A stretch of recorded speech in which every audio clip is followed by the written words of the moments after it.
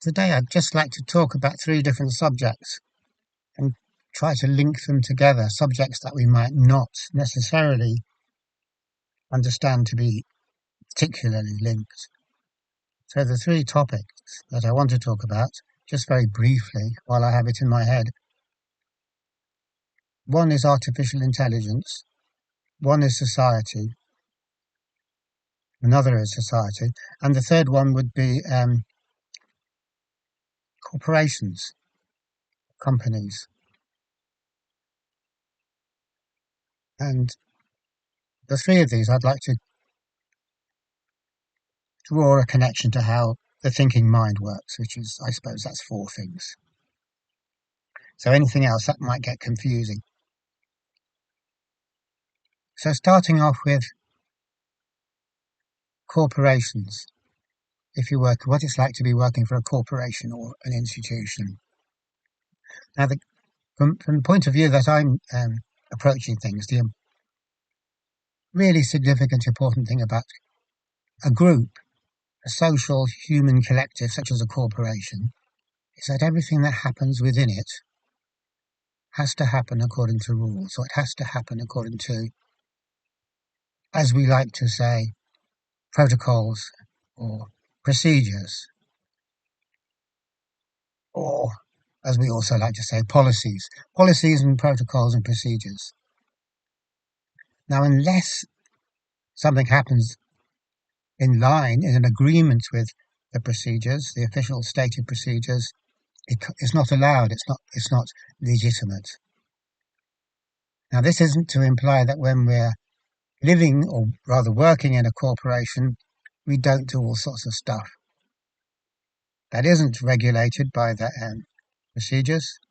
Just chit chat and whatever types of inconsequential behaviour we might get up to. But none of that counts because none of that's official. That's just disregarded. It's not important. Now, there's a reason for this. And the reason is that corporation it can't have any old stuff just happening because someone feels like it at the time. It can't have any old random stuff happening. It has to have been thought about beforehand and passed by some kind of group mind process. Then, when it's been okayed, then we can go ahead and do it if the need arises. So we could say that there's all sorts of contingencies or difficulties or situations that can arise, and when some situation or some problem arises, we look for the best policy to implement to either rectify the situation or deal with it in some way. That's fair enough, I might say. But what this means in practice, it actually leads to an impossible place. It's actually, even though it seems to make sense, it actually is a total disaster, because supposing something new happens, a new problem that we hasn't been approached before, so we're effectively paralyzed, we don't know how to deal with it. So then whoever makes the decisions, the top executives or whoever the hell it is, drafts a new procedure. So then we've got a procedure for it. Great, we might say. So every time a new problem arises, we evolve a new procedure. But what happens over time is we get a mass of procedures, a vast, unwieldy, ungainly mass of procedures. And what we're trying to do is account for every possibility. But this way if we do things this way, it's impossible to account for every possibility because there's always possibilities there that we haven't accounted for so far. So we end up with a proliferating mass of protocols and rules. And no matter how much it proliferates, it's still not good enough because there's still going to be stuff that we haven't thought of. That being the nature of reality. Reality isn't a finite set of events or possibilities that we can enumerate and write them all down. Reality is open-ended, so there's no limit to there's no end to the type of things that could happen.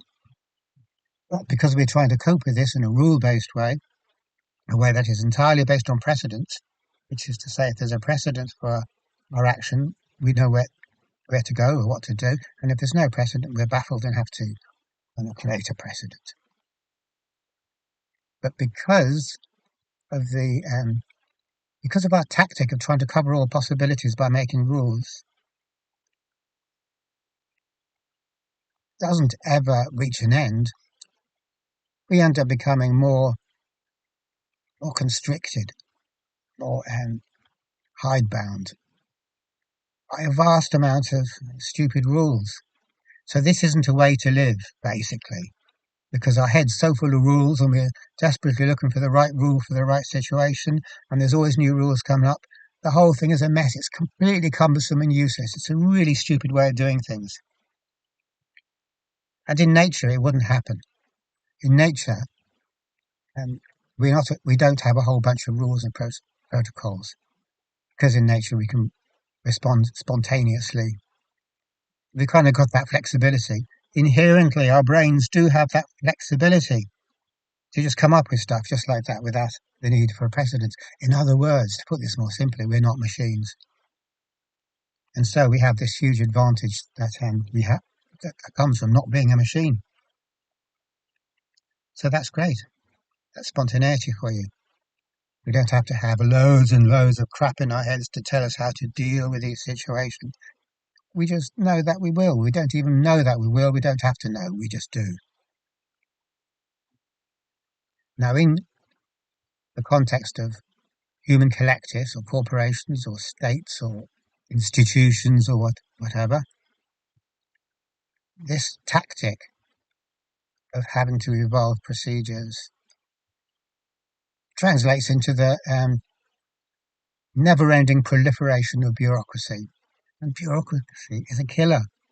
It's completely non-adaptive. It's a complete dead end. The bureaucracy gets worse and worse, and we try to solve the problems by adding yet more layers of bureaucracy, which ends up being the problem itself.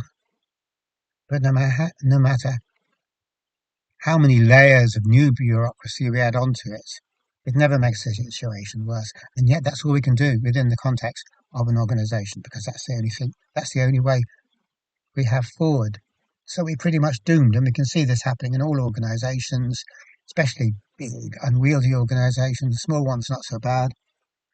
We get totally hogtied by bureaucracy, and nobody has a clue what to do about this. We know it's bad. We know it's counterproductive. We know that it's actually a nightmare. The nightmare of bureaucracy. It's strangling us. It's human beings can't live within this vast, horrible bureaucracy without becoming mentally afflicted, without becoming mentally unwell. And yet we are powerless to prevent the ever increasing stratification of one layer of bureaucracy on top of another. No matter how smart we are, or think we are, we don't know what to do. No one yet has worked out what to do about all this goddamn bureaucracy. So there's a big problem, and we don't like to mention it. Well, we mention it, we complain about it, but we don't bring it to the table and say, what are we going to do about this? As far as I know, I've never come across people doing that.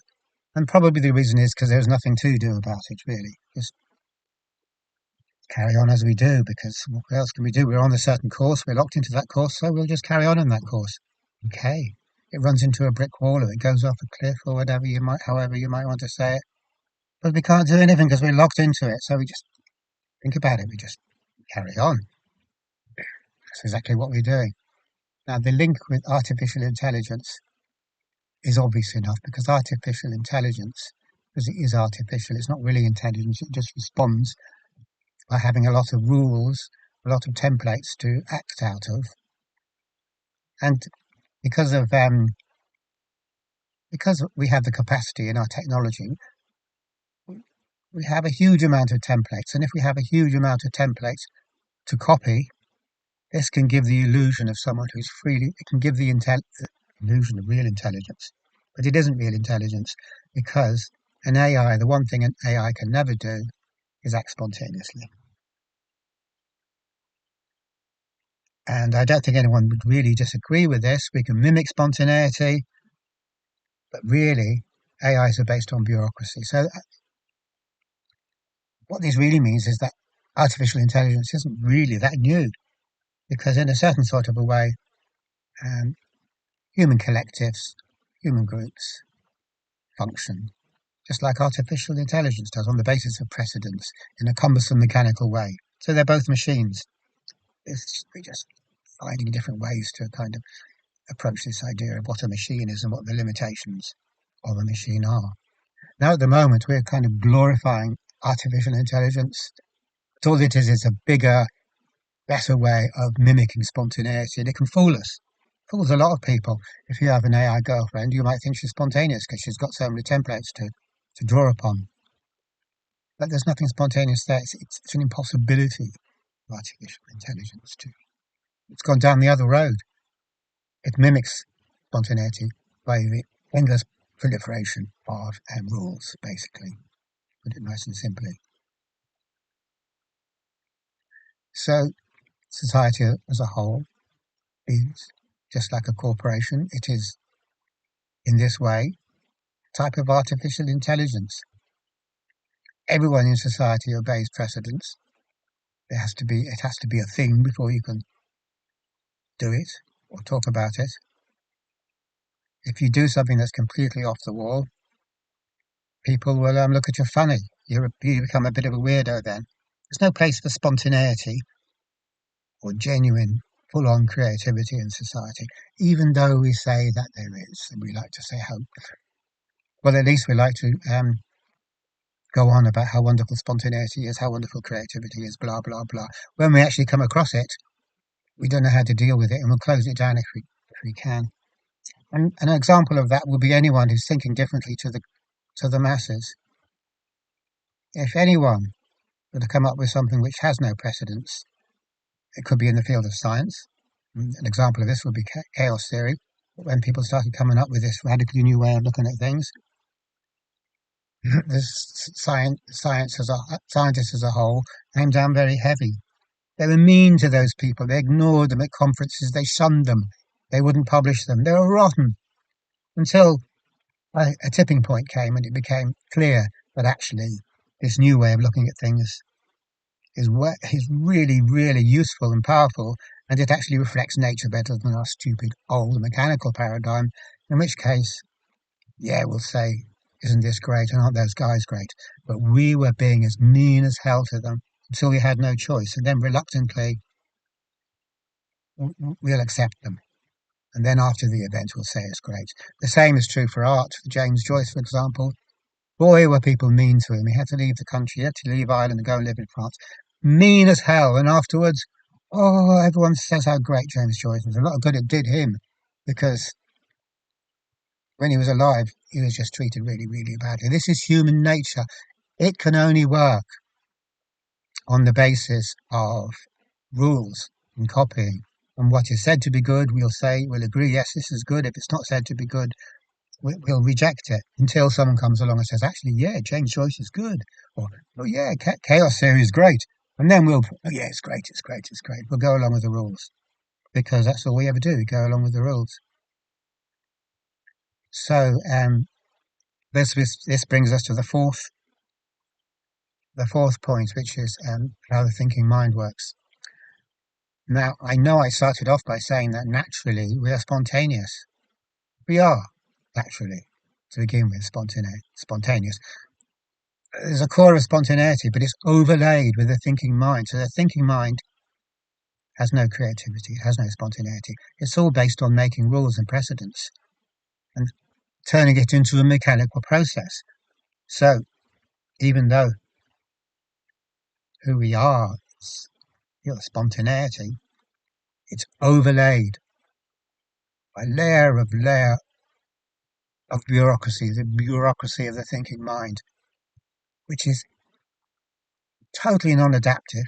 It narrows us down and narrows us down and narrows us down. And when it's done narrowing us down, it'll narrow us down some more because it's got nowhere else to go. The thinking mind can only ever narrow us down and lead to us painting ourselves into a corner. It's a disaster. What happens when the thinking mind reaches the end of its kind of tether and it goes down into a little avenue that's so narrow we can't actually turn around and we're stuck in it, but we're still going forward. That's called neurosis. So neurotic mental ill health, neurotic conditions, that's when the bureaucracy of the thinking mind strangles us and we suffer like hell. That's exactly what it is. That's neurotic mental illness. Psychotic mental illness, we'd have to talk about it in a different way, but neurosis, that's what neurosis is. It's a thinking mind strangling us to death. Only we're not dead, we're alive in it. We're kind of enduring some kind of living death. And because we haven't acknowledged and don't acknowledge the root of the problem, we try to cure neurosis with more procedures and protocols and rational therapies. Oh yeah, when this happens, do that. Rationality. So we try to cure the suffocating, stifling horror of too much mental bureaucracy by bringing in new procedures and policies. That is exactly what we are doing. There's no two ways around it, which is a stunning example of our blindness, of our immense lack of insight into anything. Because that is exactly what we do. We actually don't take spontaneity at all seriously. There are therapies we could possibly you could think about art therapy, which involves spontaneity, because art isn't art unless it's spontaneous. Otherwise, it's copying, which an artificial intelligence can do. We're not intelligent. We're not artificially intelligent creatures. We're spontaneous creatures. We're not machines, but we've forgotten that. We've turned into machines. We've forgotten that we're not really machines, and we try to cure the malaise that comes from being a machine by trying to tweak and twiggle the mechanics a little bit to make us to be better machines, so we can be happy machines, mentally well machines. But when you're a machine, which is to say, when the thinking mind gets dominance and starts to choke off everything, for a machine, there is no such thing as mental health. Absolutely not. It's the wrong road to go down. Okay, thanks for watching.